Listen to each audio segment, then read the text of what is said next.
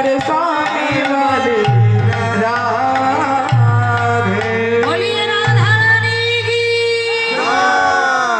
वृंदावन धाम की, हरिनाम संकीर्तन की, যত আছে সকল ভক্ত কি জয় রাধে। আমরা সকলে চলে আসলাম মধুময় ধাম বৃন্দাবনে।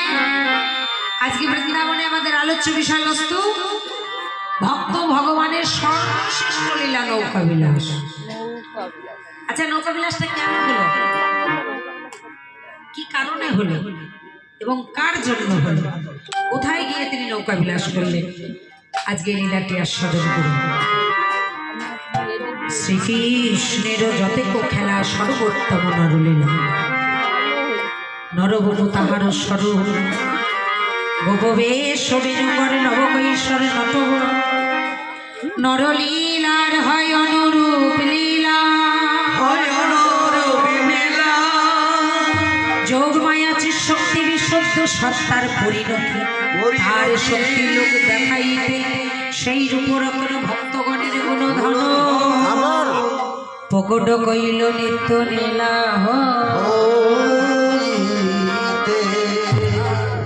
প্রত্যেকটা লীলার সহায় বাগিনী হলেন আমার যোগ মায়া। সব লীলার শেষে দেখবেন যোগ লাগিয়ে দেয় প্রত্যেকটা লীলায়, তাই তার নাম হলো যোগ মায়া। সেই ভগবান কৃষ্ণ শ্রী নন্দের নন্দন ভগবান আজকে চলুন কিভাবে কোথায় তিনি অবতীর্ণ হচ্ছেন। আজকে ভগবান কৃষ্ণচন্দ্র মধুপুরে কংস রাজভবনে, কংস রাজার একটি আদরের বোন যার নাম হলো দৈবকী, তার গর্ভে তিনি আবির্ভূত হবে। ভগবান কখনো জন্ম নেয় না মা, ভগবান কখনো জন্ম নেয় না। যার কোনো জন্ম নেই, যার মৃত্যু নেই, যার জন্ম মৃত্যু নেই, সে কখনো জন্মায় মরে? যিনি স্মৃতি লয় প্রলয়ের মালিক, যিনি ঈশ্বর, তিনি ভগবান, তিনি বিধাতা, তিনি আবির্ভূত হয় যুগে যুগে, আবির্ভাব হয়। তাই আজকে ভগবান কংস কারাগারে আবির্ভাব হবে। তাই ওই কংস রাজা মধুপুরে খুব অত্যাচারী লোক ছিল। আচ্ছা মা, কংস রাজা ভালো লোক ছিল? অত্যাচারী লোক ছিল, পাপাচারী লোক ছিল। মধুপুরে তার বাড়ি ছিল, কৃষ্ণ নাম করতে দিত না। যে কৃষ্ণ নাম করত তাকে ধরে ওই কারাগারে আবদ্ধ করে রাখত। তো কেউ যদি একটু বদমাইশি লোক হয় দেখবেন পাড়াতে, কেউ যদি বদমাইশি হয় দেখবেন সামনাসামনি না বললেও পেছনে পেছনে ওখানে সেখানে কোনায় কোনায় গুজুর গাজুর ফুসুর ফাসুর করে না, লোকটা মোটেও ভালো না। সবাইকে শুধু জ্বালায়, হরিনাম করতে দেয় না। এইভাবে গুজুর গাজুর ফুসুর ফাসুর করছে, তার প্রহরীগণ শুনতে পেয়েছে। শুনতে পেয়ে বলছে, রাজামশাই ওইখানে আপনার বদনাম করছে, ওইখানে আপনার নামে বদনাম করছে। কংস রাজা মনে মনে চিন্তা করছে, সবাই আমার নামে বদনাম করে, ভালো নাম তো কেউ করে না। সারা জীবন তো অত্যাচার করেছি, তাই বদনাম ছাড়া কি করব? আমি যদি একটা ভালো কাজ করি তাহলে নিশ্চয়ই ভালো বলবে। তাই বলছে, আমার একটি বোন আছে, আদরের একটি বোন, যার নাম হলো দৈবকী। সেই দৈবকীকে যদি আমি বিষ্ণু বংশে কোনো এক ছেলের সঙ্গে বিবাহ দিয়ে দিই, আমার বিষ্ণু বংশের কোনো এক ছেলের সঙ্গে যদি তার বিবাহ দিয়ে দিই, তাহলে আমায় আর কেউ বদনাম করবে না। তাই মধুপুরে সেই বিষ্ণু বংশের এক ছেলে, যার নাম হলো বসুদেব, সেই বসুদেবের সঙ্গে আজকে দৈবকীর বিবাহ হচ্ছে। কি আনন্দ মধুপুরে কংসরাজ ভবনে দৈবকীর বিবাহ হলো বসুদেবের সঙ্গে। উলুধ্বনি, জয়ধ্বনি, সংকীর্তনী, হুলাহুলি, চতুর্দিকে সকলে আনন্দ করছে, আর এদিকে দৈবকীর বিবাহ হয়ে গেল। যখন বিবাহ হয়ে গেল, বিবাহ পরে আগেকার দিনে বিয়ে হয়ে গেলে বউ নিয়ে কিসে করে যেত গো? পালকি। পালকি, বাহ। আর এখন এখন ম্যাজিক, তারপর এখনকার দিনে কি নিয়ে যায়? কার আছে, তোমার ছোট ছোট গাড়ি না, মারুতি কার। কেউ কেউ গাড়ি নেয় আর কেউ কেউ গাড়িরও দরকার নাই। আগে গরুর গাড়িতে আসতো পালকি, টাটা সুমো, টাটা সুমো। কারো বাইকে চললো। গাড়ি ছাড়াই ফুট করে চলে আসে। নিতাই গৌর হরি হরি। হরি বল, হরি বল। এখন এটাই বেশি, তাই না?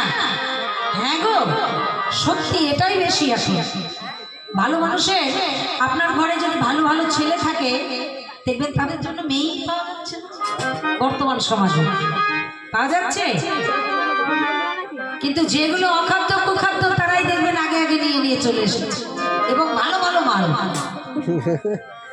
আর যেগুলো ভালো পাবার উপযুক্ত তারা ঘরে বসে আছে।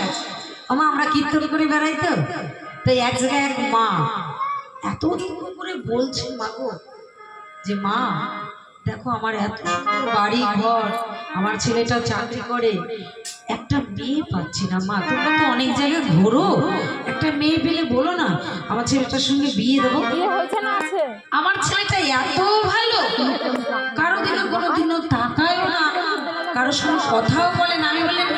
আমি বললাম কি বললে? বলছে হ্যাঁ আমার ছেলে খুব ভালো, কারো দিকে তাকায় না, কারোর সঙ্গে কথা বলে না। আমি বললাম ওইটাই তো আপনার ছেলের ভুল, তাকাতে বলেন না, তাকাতে বলে দেখবেন বৌমার অভাব হবে না। একটা কেন নেবেন, ডজন ডজন চলে আসবে। তাকাতে বলে, তাকায় না বলেই তো হয় না। নিতাই গৌর হরি বল।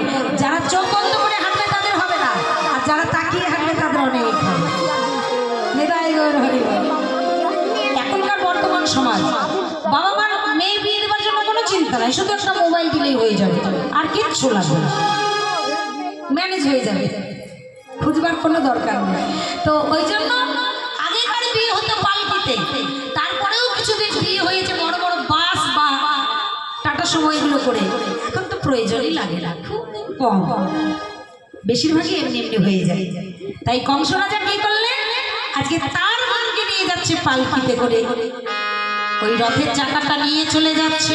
আর রথের চাকাটা চলেছে কেমন ভাবে জানো, ঘর ঘর ঘর করি রথ ভাইয়া চলিল।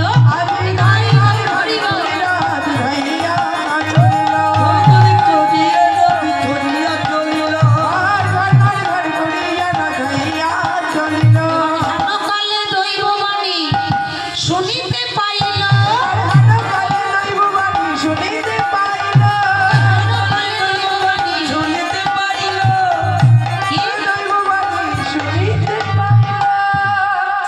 কোথা হতে শোনা যায়,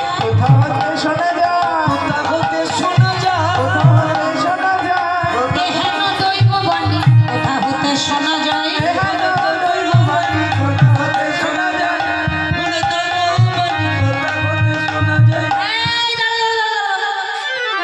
কে যেন চিৎকার করে বলে উঠল, কংস তুমি সাবধান, তোমাকে বধিবে যে গোকুলে বাড়িছিস। তুমি যাকে আদর করে যত্ন করে সুহাগে ভরে যাকে তোমার রথে করে নিয়ে যাচ্ছ, সেই বোনের গর্ভের অষ্টম গর্ভের সন্তানের হাতেই তোমার মৃত্যু হবে। দুষ্ট কংস কানে হাত দিয়ে বললেন না, এটা অসম্ভব, এটা হতে পারে না। বলে এটাই সম্ভব। বলে আমার বোনের গর্ভের সন্তানের হাতেই যদি আমার মৃত্যু হয়, আচ্ছা আমার বোনটাকে যদি আমি সারা জীবন কারাগারে আবদ্ধ করে রাখি, তাহলে যতগুলো সন্তান হবে আমি সব মেরে ফেলব, তাহলে আমার মৃত্যুর কারণের জন্য কেউ থাকবে না। কিন্তু মাগো রাখে কৃষ্ণ মারে কে, আর মারে কৃষ্ণ রাখে কে? কংস কারাগারে দৈবকী আর বসুদেবকে লোহার শিকলে বেঁধে রাখলেন। বড় বড় পাথর হৃদয় মাঝে চাপা দিয়েছে, বড় বড় শিকল দিয়ে হাত বেঁধে রেখেছে, কেউ কাউকে স্পর্শ করতে পারছে না। এত অত্যাচারী পাচারী দুরাচারী কংস। কংস রাজভবনে দৈবকীর যে 6টা কন্যা সন্তান হয়েছিল, এরা কারা ছিল বাবা? ব্রহ্মার একটি পুত্র ছিল যার নাম মরিচা ঋষি, আর ওই মরিচা ঋষির 6টা পুত্র ছিল। সেই 6টা পুত্র 6টা কন্যা সন্তান হয়ে দৈবকীর গর্ভে জন্মগ্রহণ করেছে। আর যটা করে একটা করে কন্যা হয়, আর ওই শ্মশানের মধ্যে ছুঁড়ে মেরে ফেলে ফেলে বলে উঠলে, স্বামী একদিন দৈব কি বলছে স্বামী, এত দুঃখ, এত অন্যায়, এত অনাচার, এত মেনে নেওয়া যায় না। তুমি বলো স্বামী, আমি কি অপরাধ করেছি? আমি কি অপরাধ করেছি? আমি কি অপরাধ করেছি? সেই অপরাধের জন্য আজকে আমার এই শাস্তি। তুমি বলে দাও। অন্তর্যামিনী ভগবান দেখলেন আমাকে বৃন্দাবনে যেতে হবে, কিন্তু লীলা প্রকাশ করবার আগে আমার সঙ্গী দাদা বলরামকে দিতে হবে। তাই দাদা বলরামকে গর্ভে দিলেন, একটা নদীর চাপ ভেঙে তাকে নন্দালয়ে পাঠিয়ে দিল। এবার অষ্টম গর্ভে আসবে ভগবান। ভগবান ভাবলেন এবার আমার যাবার পালা। তিনি কি গর্ভে আসলেন? তিনি আবির্ভূত হলেন। আমরা সবাই বলি তার গর্ভ মাঝে এসেছে, কখনো না, তিনি আবির্ভূত হয়েছে। শঙ্খ চক্র গদা পদ্মধারী অলঙ্কৃত ভাবে তিনি আবির্ভাব হলেন। ভগবান যখন জন্ম নিলেন, ভাদ্র মাস মহাষ্টমী তিথি কৃষ্ণপক্ষে ভগবান জন্ম নিলেন। স্বর্গে উলুধ্বনি জয়ধ্বনি হোলাহুলি ভগবান জন্ম। হরি হরি সবাই বলতে শুরু করলেন, বাবা সবাই বলতে শুরু করলেন, বৃন্দাবনে বড় আনন্দিত হয়। কি আনন্দ, কি আনন্দ বৃন্দাবন পুরী।